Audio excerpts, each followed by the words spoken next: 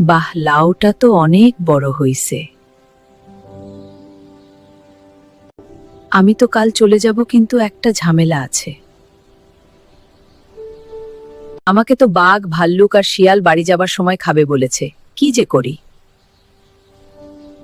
দাদি, তুমি চিন্তা করো না। আমি তোমাকে একটা বুড়ো লাউয়ের মধ্যে ঢুকিয়ে দিব, যাতে ওরা না দেখতে পাই।